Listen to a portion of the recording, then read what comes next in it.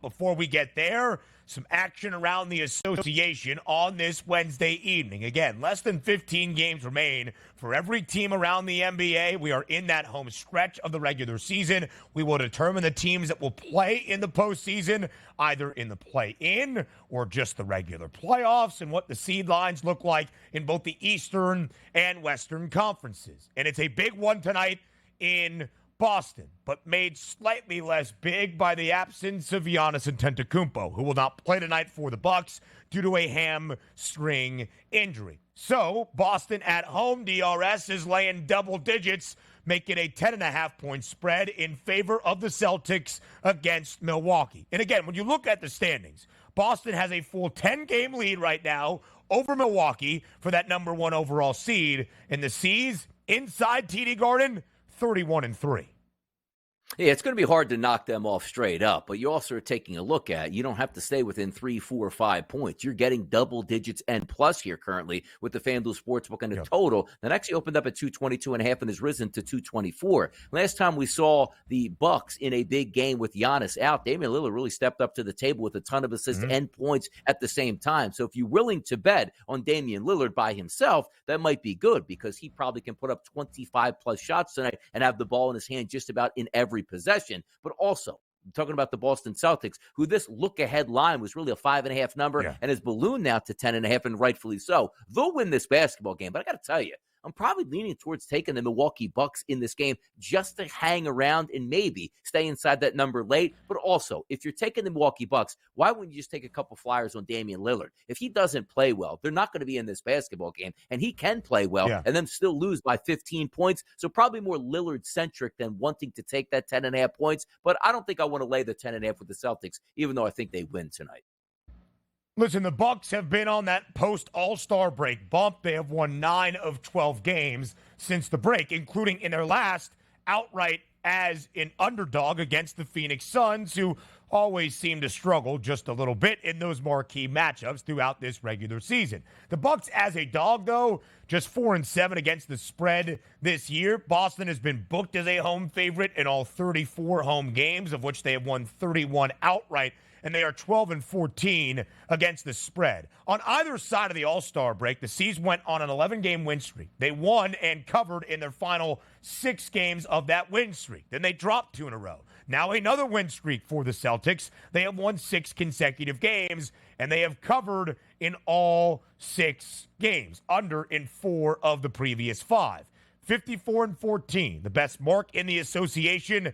That is what Boston has. They have a full 10-game advantage over the Milwaukee Bucks. Boston is going to be the best team in the NBA, both in the Eastern Conference and the league overall by the end of this year. If you are going to win an NBA championship, you are going to go through TD Garden in Boston, Massachusetts. No doubt about it here, and that's what you're waiting on. And also, we take a look at that. How sharp is Boston going to need to be down the stretch? Is rest going to be more important? Is playing high-tempo minutes here late in the season just to try to keep that team from gelling? But it does look like we're on a collision course as long as both of these teams are healthy between the Bucks and the Celtics. That's what we thought at the beginning of the season, and quite frankly now, it looks like that's what we're going to have, even though we're late in the season with roughly 15 games to go. No team has more than 48 wins around the NBA. Boston is the only one to do that, the only one to hit the 50-win benchmark so far, and they have 54. Plus 220 was that price you saw for the Celtics to finally win an NBA championship with this young core. The Nuggets, the reigning champs, just about $1 behind at plus 310 before you drop off to the Clippers at plus 550. Then it's that 7-1 number on Milwaukee to win the NBA championship this year, 4th best price. Boston is an odds-on favorite already at minus 140 to win the Eastern Conference crown. It's probably going to be closer to a $2 number. If it is 1 versus 2 in the Eastern Conference playoffs, that would be Boston hosting the Bucks in a 7-game series. A lot of time before we get there, but you can already see where the odds are starting to stack up. We go to Cleveland up next in the action that we have around the association tonight. The Cavs, just a 1.5-point home favorite, minus 118 money line against the Miami team that is even money plus 100. Small total tonight, 204 is that number. Cleveland in the 3 spot in the Eastern Conference standings. Miami currently in the 8th spot in the play-in tournament, but only a full game behind the 6th spot, trying to make their way out of that play-in tourney. Yeah, Miami not on a back-to-back, getting a little bit of rest here. Jimmy Butler expected to be in the starting lineup tonight, and that should be good enough for me. We're not expecting Donovan Mitchell to be in the starting lineup for the Cleveland Cavaliers. This line opened up as a 2.5-point favorite here for the Cleveland Cavaliers. The live look right now at the FanDuel Sportsbook has that down to 1.5, and I do agree with that. An ultra-low total as well as 204. Even some other outlets out there, Ben, showing 203.5. So not a lot of scoring expected, but here's the key. Again, we're handicapping these basketball games at 10 a.m. Eastern. A lot's going to change throughout the day. If Jimmy Butler does play for the Miami Heat, I'm going to back the Miami Heat in this game tonight. If he doesn't, I'd still be leaning towards the Cleveland Cavaliers. Simple as that.